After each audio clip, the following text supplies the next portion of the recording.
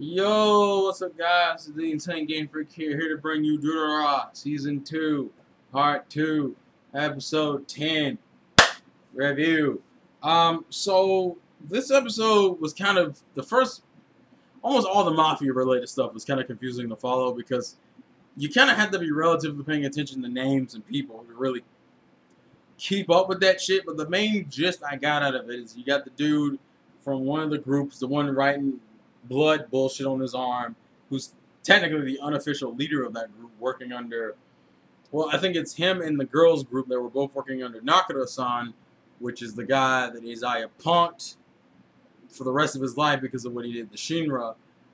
And essentially, he runs home the dad, which we find out that his dad seems to work under Yodogiri Sr., I guess. And we also find out that the broker that was talking to Nakura-san works for Yodogiri. And it's obvious he's going to use this kid to infiltrate Isaiah's whole little faction and run away with shit. Although Isaiah is such a conniving bastard, I can't imagine him not already realizing that this kid has some connections to Yodogiri. If anything, the fact that he decided to reveal himself and let himself take direct control makes me think that, yeah, he's probably going to use that to his advantage because he still kind of has to pay Yodogiri back. Which Yodogiri, I don't know, because I think we've only seen like one of them, one or two. I think we've seen two Yodogiris, but we haven't seen the one that stabbed him. So that's the one we need to deal with. I think this is Yodogiri Jinai, and the one that stabbed him was Yodogiri Jinrai, so I'm not totally sure. Then the section with the police girl and the detective, which I remember the detective, if I remember correctly, was in season 1, but I don't remember too much detail. And I think that his daughter is the girl who works under the other Psycho girl. If I'm correct, you correct me in the comments if I'm wrong. And the police woman I think he's talking to, and maybe it's just me, looks insanely familiar, which makes me think that she's the karate girl who now works under Isaiah. Which means maybe something happened while she was a policewoman. Isaiah fucked her over. And she ended up joining the karate gym afterwards and ended up getting sucked right back into it. I'm not 100% sure. That shit kind of confused me. But the most important sections of the episode are the parts that take up the majority of the chunk. We have Erica with Henri and cosplaying fun while talking about her crush on Mikado, which isn't really news. We've kind of known that for a while. We get more of an understanding of Aoba because we finally get to see Aoba and his brother interact, because it is now fully revealed that that is his brother.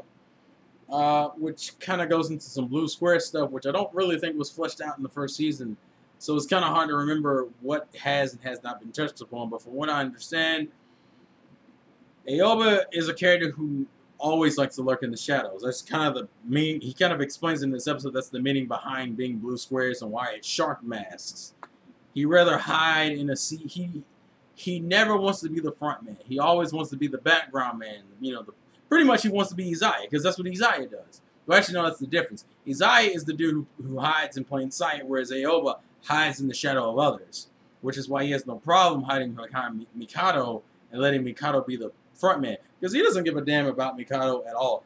Mikado just wants to purge members, which doesn't hurt Aoba and his goals, which really just seem to be to take down his brother and Isaiah, which I'm assuming is because his brother, who ended up voluntarily taking the bullet for him, because he already knew Aoba didn't really want him to be the leader of the Blue Squares. He just wanted a front man.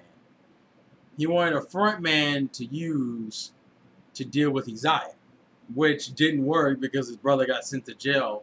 His brother probably either doesn't care or doesn't remember that Isaiah probably is the one who got him put in jail, and probably fucked over Aoba completely and embarrassed Aoba, and Aoba wasn't having any of that shit. So it was like, I'm going to get you back, Isaiah, you piece of shit, which is the current situation we're currently in. So that's probably his animosity towards that. Then we get the Kita situation where we kind of learn that, oh, he's starting up the Yellow Scars again, which was kind of alluded to within the last few episodes. He's restarting the Yellow Scars to take down the dollars completely to get Mikado back. It's pretty much, and it's kind of like Isaiah's plan is now because then you get Akabayashi, who's cool with Henri, who wants Izaya to look into Mikado, which Izaya already knows about. I don't know how much of Mikado Izaya knows about, because Izaya hasn't made any direct references to knowing that Mikado's into all the shit he currently is in, but he knows enough about Mikado. So our current situation is, and then Mikado knowing that he's still into some shit, especially with Adabayashi still running around. Well, actually, no. Adabayashi probably isn't running around, because I think Aoba's brother fucked him up. Whether he killed him or not, he fucked him up. That's the point. And obviously Adabayashi has some animosity towards Kodaka, but that's probably. But to me, I don't remember what was Kodaka in another gang. I know he probably was in another gang before Dollars, but I don't know what gang that is. And I also knew that Kodaka was going to end up in this situation. I just didn't know how or who was going to be the cause of it. Now I do. And then obviously the foreshadowing was, will you quit the Dollars and join the Yellow Scarves? Well, why are they wanting to do this? Well, it's because the Dollars is a neutral group all around, meaning it can be good and evil or neither. That's the advantage of being in the Dollars. Mikado obviously wanting to force his ideals on the group that he helped create with the idea of neutrality. So of course, Mikado joining the Blue Squares and becoming a dual leader and being able to, I don't know, purge the Dollars while still being justified in his right to do so. And Mikado's still doing things under the guise of, I'm doing this because I want the Dollars to be a great place. That, I'm not saying he doesn't have that ideal, but I think it's gotten muddled in a whole bunch of other shit. Mikado's gotten too deeply invested in the abnormal, and he reminds me of, if anyone's watched Madaka Box or read it, I mean, you were introduced to Madaka's older sister's friend, the one who ends up being like a cyborg. He reminds me a lot of her. You know, an average person who became overly obsessed with the abnormal, which is essentially both of their problems. They're both by themselves unremarkable, and then you throw them with someone else and they become dangerous as fuck.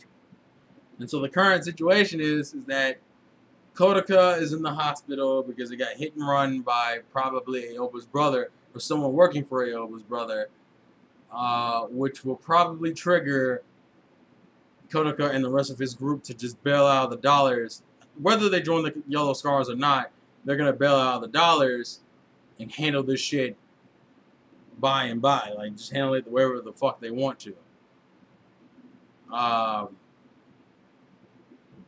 We already know Masaomi, I think, is for the most part fine. The only thing Masaomi really needs to do is just apologize for his actions, which he hasn't done. He knows Mikado's gotten himself into some shit, and they don't know shit about Anri yet, which means the Saiga stuff, although it won't be picked, I don't think it will come back up at full force. Will come back in some way, shape, or form. Also, how the fuck does Shizuo know Kodaka? That's the thing that needs to be shown, because in the people who got called about that, Shizuo got pissed, which means he holds Kodaka at a decently high regard, which then brings up the question, how are they close and how long have they been close? So that'll be interesting, which is probably why Shizuo quit, because Shizuo was just in for the sake of being in. And so all the good characters will just leave, which probably would have been the smarter thing to do. It's just like, look, everybody who's good, get the fuck out of the Dollars and let the Dollars just be dragged down to hell. And see how this goes, man. But we still need to figure out what Izai specifically did to Aoba, because even though we'll have a good idea, we still haven't really seen it. The Kodaka situation and see what that, because that's going to trigger the next few events that's happening now. So, and I think we still have a third part, so this is going to end. I think we got like 2 more episodes of this, and then we'll be done with part 2, and then the third part won't come out until next year. So, yeah, we got 2 more episodes to see what they're going to do. They'll probably end this on probably Kodaka and them leaving the Dollars, and Mikado probably hitting his all-time low, and kind of just getting the full fleshing out of like the last few arcs. I mean, hell, even the Ruri situation isn't fully fleshed out yet. We don't even really know what she is. We just know that she's a monster and she has regenerative abilities, and we know why Yodogiri was interested in her in the first place, but we don't know everything. But please leave your comments and thoughts in the comment section below, and I'll catch you guys later. Life's a game, play to win. Peace out. Uh-oh, uh-oh.